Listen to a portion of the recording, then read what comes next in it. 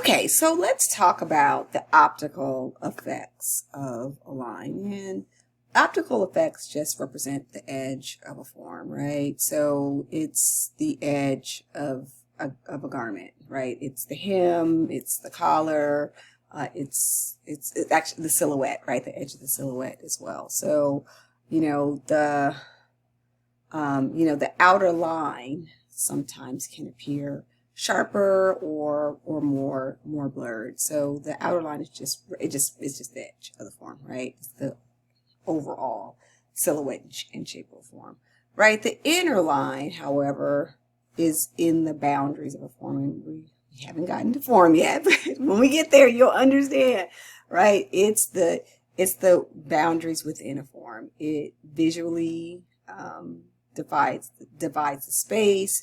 It creates some kind of directional eye movement. And again, these will make more sense when we start putting the components together. Because I told you, line is it's the foundation. You can see it's the foundation of the house, right? And then we'll layer on form and space. But it creates that directional eye movement, right? So again, if we go back to my ruffled blouse, I feel like I should have put a print on today.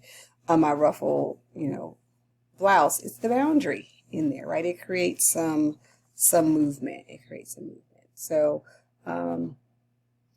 that this harmony of these ruffles and pleats are in stark contrast against the straight line of the placket, right? And the straight line of what the ruffles are sitting on top of. So it's important that you can distinguish what are the inner and outer boundaries of a line, right? And inner lines can be used for optical effects. They can divide the space and create directional eye movement. And for brands, these for brands or as you're building your aesthetic, it's really important that designers are selecting inner and outer lines that represent who they are, right? So it represents the appearance that they want for a particular body type or for particular body parts. So, I have a lot of Ralph in my closet. I still shop Ralph, even though I haven't worked there for 15 years at this point. But Ralph really has two kind of aesthetics. They have the on the men's side too, but on the women's side, they have the very slim fit, athletic fit, and then they have the boyfriend fit, right? So they want to appeal to two different segments of the population, and I have both, right? So this just happens to be a boyfriend fit shirt, but I also have several of the slim fit Oxford shirts, right? That fit me great. I love the way those shirts fit. I wish every shirt was made like a Ralph Lauren slim fit shirt. I would have way more button-up shirts if that was the case, right? So really important that you understand that the outer line is going to represent the edge and the inner line is going to, create some kind of optical effect in actual products, right? But where the sweet spot is, right? The sweet spot is really when the inner and the outer lines really come together and they coalesce very, very well. So, there is, for instance, these ruffles and my placket, right? They coalesce very well. The inner and the outer lines coalesce very well. So it's really important that you understand how the lines work. So when we get to shape and form, you'll be able to add on to your lexicon, okay? So by looking at the qualities of line that we've just talked about, right? If we talk about width and shape, length, uniformity, we see two very different things represented in the two images. So on the left, we see this Tudor style. This is actually Liberty of London. It's escaped me for a minute. One of Liberty of London's stores. They do everything in a Tudor style, and they architecturally they use the quality of line, because remember, this is a design principle, which goes in architecture as well. They use these lines to define their aesthetic, right? That they are the most English of the English companies, and it adds to their brand awareness for their stores to be so English, right? We put that in the air quotes. And then, this image that I have here, we see, a width, we see a vertical and a horizontal line meeting, but we see something that's created as a very organic shape, right? So when we talked about length and width of line, we see it used much differently here than the different line shapes that are used in this Liberty of London storefront. So how are lines used in fashion? Let me move myself over a little bit, right? The lines are used in fashion in a couple of different ways. First is in structural ways, right? So in construction, in seams and darts and tucks and shearing and pin tucks, all of those are some of the ways that it's used in construction. In real or perceived edges, so when we just talked about the outer line, right? So, edges of collars and sleeves and hems and pockets and how things are open, right? Those are edges. So, I have a regular fold down collar, but this could be a mandarin collar, or it could be collarless, or it could be asymmetrical, it could be a wide collar. It's a lot of, so these edges, right? Those are really perceived edges. And then of course, also when we talk about things like, sleeves and openings and pockets, all those things, right? Those are all real or perceived edges, right? And then also in pleats and gathers and tucks, again, in draping, because tucks can be, they can be decorative or they can be actually for construction, right? So all of those are ways that lines are used in the structure of garments, okay? And it's important for you to understand the structural methods, because as a designer or a merchant that's working with a designer, right, that's bringing products into a store on behalf of who you work for, it's really important that we understand, some of the structural methods. So again, if we look at this garment, what do the edges look like? I mean, it's a unique collar and a really unique hem. The overall silhouette, all of those things are part of the structural form, at least with this image, okay?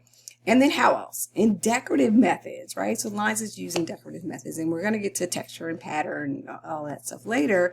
But of course, in patterns and stripes and plaids and checks and herringbones, and again, when I say patterns, we're talking about patterns with straight or curved lines, right? So that's why we're talking about stripes and plaids and checks and herringbones. And we're not talking about, flowers. Even though they have an outline, it's not the same, right?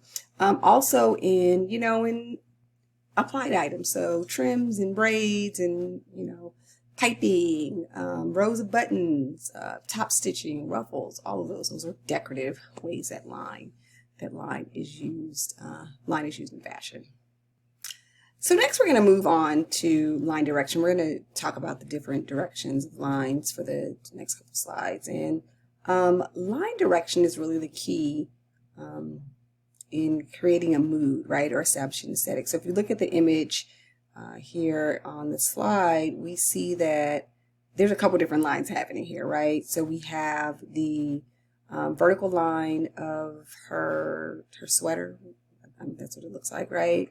We have the vertical, horizontal, and diagonal line of her skirt because it's a plaid, but it also is ruched.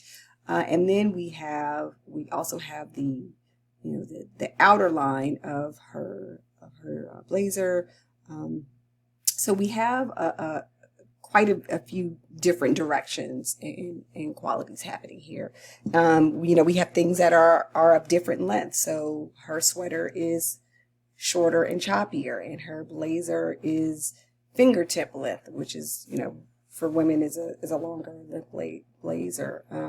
So again, this direction and quality, and not saying that just these elements put together are enhances the visual design, but understanding that putting different directions together can help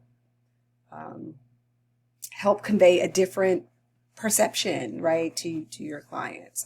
So it's really important that you look at line, direction, and quality, especially when you're doing the construction piece, but also when you're doing creating prints and patterns, right? So this is a really unusual an unusual choice, a fashion forward thinking choice to use a plaid and then to ruche it on a skirt, right? Really different. Or they also could have taken this plaid, and put it on the jacket here, or done the plaid on the diagonal instead, or done a plaid as a wrap, right? So it would be diagonal going both ways, right? So really that line, direction, quality is really important as well, okay? So next, let's talk about, we got that one already. Let's talk about vertical lines, right? And, I'm not always going to have a fashion image in there because I told you that when we're talking about design fundamentals, it pertains to art and, music and art and architecture as well. So we're going to talk about that vertical line, right? And vertical lines communicate feelings of rigidity and strength and dignity and tradition, right? So they're very classic, right? So, columns of this building, or a line of solid, a line of trees, right, gives you a sense of solidness, right, of tradition, something that has stood the test of time. Whereas the horizontal line, it gives you a feeling of rest and relaxation. So if we look at all of the horizontal lines in this space, right? So we have a countertop and a tabletop. I mean, this is a relaxing, like you want to go and have a meal in this room, right? So the horizontal line just has that feeling of rest, okay? And designers, sometimes they use both lines, right, in combination. So again, if we look at this dress, let me move myself over here. If we look at this dress, it has both the vertical and the horizontal line, and that's what's known as a line network, right? So they're creating the outline of her body, right? They really are creating the outline of her body with the direction that is happening in this design. And it's a repetition. It's a straight line, straight, right? So here we have, the emphasis on her waist, the hourglass form. And let's be honest, right? This is a supermodel. She's thinner. I'm a thin person too. She's thinner. She does not have an hourglass shape, but this implies an hourglass shape. So that's what the line network will do. It will help you. It will help your design aesthetic be, in this instance, they want it to be more sexually appealing, right? They want to, build a self-esteem. Well, she probably has self-esteem anyway, but, they want the optical illusion, right, that she's an hourglass figure when we know that she probably is not. So here we're just going to look at some of the optical effects of a line, right? So if we look here, this folding and ruching is creating volume, right, on the outer edge, but it's also creating detail on the inner edge, right? And this is just a construction method of folds and pleats and ruffles, right? And for this, the optical is the coloring, right? So, this gold here and this one little tiny button, right, again, is giving the illusion of an hourglass face, on hourglass shape on essentially someone that probably is just of more of a slim athletic build. So there are optical effects, and as you're developing your design aesthetic, you will begin to understand what, in my air quotes, tricks you can use to create the optical effects that you would like for your client.